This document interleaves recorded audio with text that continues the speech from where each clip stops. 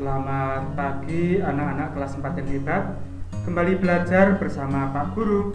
Pada hari ini anak-anak akan belajar tema 3, subtema 1, pembelajaran 3. Tapi sebelumnya, Assalamualaikum warahmatullahi wabarakatuh. Bagaimana kabar anak-anak hari ini? Pak Guru doakan semoga anak-anak dalam keadaan sehat. Baik anak-anak, sebelum memulai pembelajaran pada hari ini, marilah kita berdoa dengan mengucap basmalah bersama. Bismillahirrahmanirrahim. Semoga dengan berdoa kita semua diberi kemudahan dan kelancaran dalam pembelajaran hari ini. Pada pembelajaran hari ini, anak-anak akan belajar tentang struktur dan fungsi bagian tumbuhan dan menyusun daftar pertanyaan wawancara. Tujuan anak-anak belajar pada hari ini, dengan membaca, anak-anak mampu memahami struktur dan fungsi bagian tumbuhan dengan benar. Dengan membaca, anak-anak mampu menyusun daftar pertanyaan wawancara dengan benar. Baik anak-anak, mari kita bahas subtema 1 pembelajaran 3. Apakah di sekitar kalian banyak terdapat tumbuhan? Amati tumbuhan-tumbuhan tersebut. Tahukah kalian bagian-bagian tubuh tumbuhan? Baik anak-anak, mari kita bahas bagian-bagian tumbuhan. Yang pertama ada bunga, berikutnya ada daun, buah, batang, dan akar. Mari kita bahas bagian-bagiannya. Apa saja bagian-bagian tumbuhan dan fungsinya? Mari kita pelajari bersama. Yang pertama adalah akar. Bagian-bagian dari akar, yang pertama ada batang akar, kemudian ada batang akar juga atau akar utama, kemudian ada cabang akar, kemudian ada rambut akar. Di sini ada rambut akar, kemudian yang paling ujung adalah ujung akar. Itulah bagian-bagian dari akar. Sekarang, apa saja jenis-jenis akar? Yang pertama adalah akar tunggang. Ciri-ciri akar tunggang yaitu memiliki akar pokok atau akar besar. Yang Pak Guru tunjukkan ini merupakan akar pokok atau akar besar. Akar pokoknya memiliki cabang. Ukuran akar cabang lebih kecil daripada akar pokoknya. Di sini yang Pak Guru tunjukkan adalah akar pokoknya, sedangkan yang ini adalah akar cabangnya. Tumbuhan yang memiliki akar tunggang adalah tumbuhan dikotil atau tumbuhan yang memiliki biji berkeping 2. Apa saja contohnya? Contohnya ada mangga, rambutan, durian, dan lain-lain. Kemudian ada akar serabut. Ciri-ciri akar serabut yaitu berbentuk seperti serabut. Bagian ujung dan pangkal akar berukuran sama besar. Pada akar serabut hanya ada rambut akar dan serabut akar. Semua bagian akar keluar dari pangkal batang. Nah, ini adalah yang Pak Guru tunjukkan, pangkal batang. Nah, semua akar serabut ini keluar dari pangkal batangnya. Tumbuhan yang memiliki akar serabut adalah tumbuhan monokotil atau tumbuhan yang memiliki biji berkeping 1. Contohnya ada padi, jagung, kelapa, dan masih banyak lagi.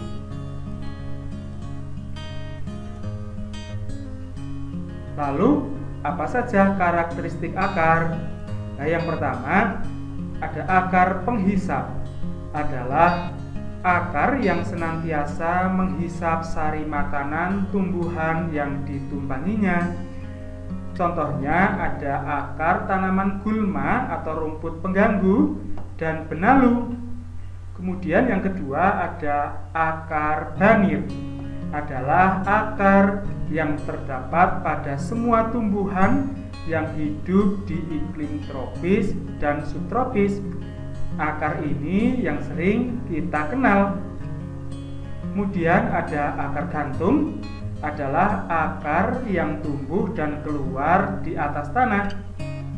Contohnya ada akar pohon beringin, biasanya di pohon beringin yang sudah tua. Kemudian ada akar napas, adalah akar yang tumbuh dan keluar di atas permukaan air. Contohnya ada akar pada tumbuhan bakau. Lalu apa saja fungsi akar? Fungsi akar yang pertama adalah memperkokoh berdirinya tumbuhan. Yang kedua, menyerap air dan garam mineral atau zat hara dari dalam tanah. Yang ketiga, menyimpan cadangan makanan, misalnya seperti tanaman singkong, wortel, dan lain-lain. Yang keempat adalah sebagai alat respirasi atau pernapasan, contohnya pada tumbuhan bakau. Bagian tumbuhan yang berikutnya adalah batang. Bagian-bagian batang ada epidermis, ada floem, ada kambium, ada xilem, dan ada empulur. Lalu apa saja fungsi dari masing-masing bagian batang ini? Epidermis atau yang kita sebut sebagai kulit luar berfungsi sebagai pelindung jaringan lainnya. Kemudian ada pembuluh tapis atau floem, berfungsi mengangkut hasil fotosintesis ke semua bagian tumbuhan. Kemudian ada pembuluh kayu atau yang kita sebut dengan xilem, berfungsi mengangkut air dan mineral yang diserap oleh akar menuju daun. Kemudian yang berikutnya ada kambium, berfungsi untuk membentuk xilem dan floem, dan juga untuk memperbesar batang. Itulah fungsi dari masing-masing bagian batang. Lalu jenis-jenis batang itu apa saja? Nah, berdasarkan ada tidaknya kambium, batang dibedakan menjadi dua. Yang pertama, batang berkambium. Contoh tanamannya yaitu ada pohon mangga, pohon jambu, dan masih banyak lagi. Kemudian yang kedua, batang tidak berkambium. Contohnya ada pohon pisang, padi, rumput, dan lain-lain. Kemudian berdasarkan bentuknya dibedakan menjadi tiga. Yang pertama ada batang berbentuk pohon. Contohnya ada pohon jambu, rambutan, mangga, dan masih banyak lagi. Kemudian yang kedua, batang berbentuk rumput. Contohnya adalah tanaman padi. Kemudian yang ketiga, batang berbentuk semak. Contohnya tanaman mawar atau bunga mawar. Kemudian fungsi batang yang pertama adalah penyokong tubuh tumbuhan. Yang kedua, mengangkut air dan mineral dari akar menuju daun. Yang ketiga, menyalurkan hasil fotosintesis dari daun menuju seluruh bagian tumbuhan. Yang keempat, tempat penyimpanan cadangan makanan, misalnya pada kentang. Bagian tumbuhan yang ketiga adalah daun. daun dibedakan, ada bagian daun lengkap. Bagian daun lengkap ini meliputi ada pelepah daun, kemudian ada tangkai daun, dan helaian daun atau helai daun. Kemudian bagian daun tidak lengkap, bagiannya ada tangkai dan helai daun. Nah, anak-anak bisa mengamati daun tanaman yang ada di sekitar anak-anak. Apakah daun tersebut merupakan daun lengkap atau daun yang tidak lengkap? Jenis-jenis daun berdasarkan bentuk tulang daunnya. Ada melengkung, menjari, sejajar, dan menyirip. Contohnya apa saja ya? Contoh untuk bentuk tulang daun melengkung, misalnya pada daun sirih. Kemudian yang menjari, contohnya ada daun singkong dan daun pepaya. Kemudian yang sejajar ada daun jagung dan daun padi. Kemudian yang menyirip ada daun mangga dan daun jambu. Contoh ini hanya sebagian, masih banyak sekali contoh-contoh yang lain. Anak-anak juga bisa mengamati daun-daun yang ada di sekitar anak-anak. Apakah daun tersebut bertulang daun melengkung, menjari, sejajar, atau menyirip? Kemudian yang berikutnya, jenis daun berdasarkan jumlah helai daunnya. Dibedakan menjadi dua. Yang pertama ada daun tunggal. Daun tunggal dalam satu tangkai ada satu helai daun saja. Contohnya daun mangga, jambu, durian, dan lain-lain. Kemudian yang kedua ada daun majemuk. Dalam satu tangkai ada beberapa helai daun seperti yang terlihat pada gambar. Dalam satu tangkai ada beberapa helai daun. Contohnya adalah daun putri malu. Lalu apa fungsi daun? Fungsi daun yang pertama adalah tempat terjadinya proses fotosintesis. Yang kedua, sebagai alat pernapasan pada tumbuhan tertentu. Kemudian, sebagai alat perkembangbiakan bagi tumbuhan tertentu juga. Yang berikutnya adalah tempat penguapan air. Itulah fungsi dari daun. Bagian tumbuhan berikutnya adalah bunga. Bagian-bagian bunga ada mahkota bunga, kepala sari, benang sari, ada kepala putih, tangkai putih, ada bakal biji, tangkai bunga, kelopak, dan dasar bunga. Nah, anak-anak juga bisa mengamati bunga yang ada di sekitar anak-anak. Apa saja bagian-bagian bunga tersebut? Apakah sama dengan yang Pak Guru tunjukkan ini? Fungsi bagian-bagian bunga yang telah Pak Guru tunjukkan tadi. Yang pertama ada benang sari. Benang sari merupakan alat perkembangbiakan jantan. Pak Guru ulangi, benang sari merupakan alat perkembangbiakan jantan.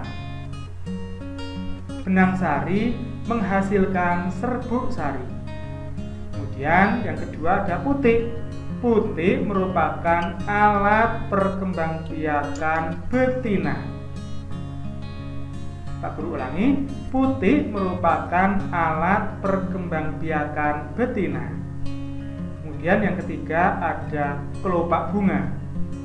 Kelopak bunga merupakan bagian bunga yang berfungsi melindungi bunga ketika masih kuncup.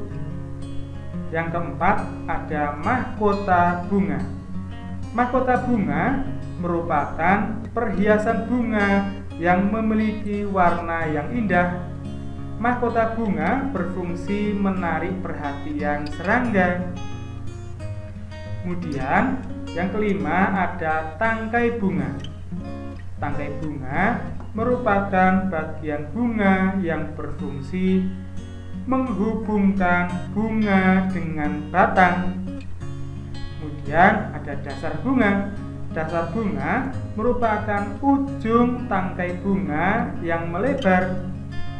Fungsinya sebagai tempat kedudukan bunga.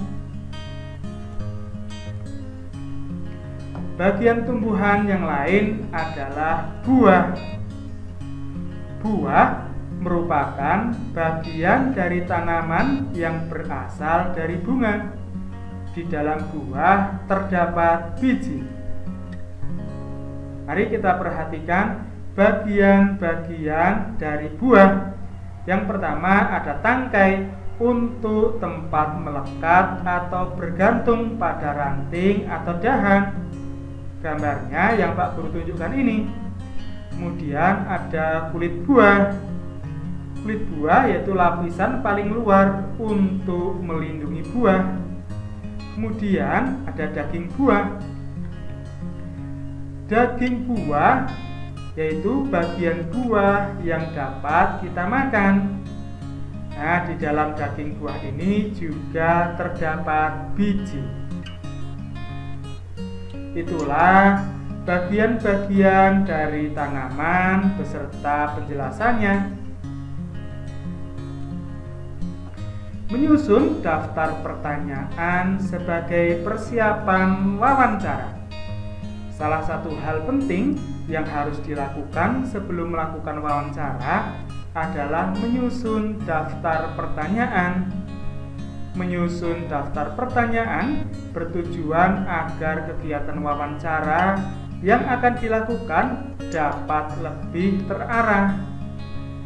Kata tanya yang digunakan dalam menyusun daftar pertanyaan adalah siapa, di mana, mengapa, kapan, apa, dan bagaimana. Baik anak-anak, sebagai tugas anak-anak, silahkan anak-anak kerjakan soal evaluasi ini. Silahkan anak-anak kerjakan di buku tulis anak-anak. Kerjakan dengan rapi menggunakan tulisan yang baik agar mudah dipelajari kembali. Kerjakan dengan semangat ya. Baik anak-anak, alhamdulillah pembelajaran hari ini kita akhiri sampai di sini. Pada pembelajaran selanjutnya, anak-anak akan belajar tentang hak dan kewajiban terhadap tumbuhan dan kriteria pertanyaan wawancara yang baik. Pesan Pak Guru untuk anak-anak, anak-anak harus selalu berdoa, bersyukur, dan beribadah tepat waktu.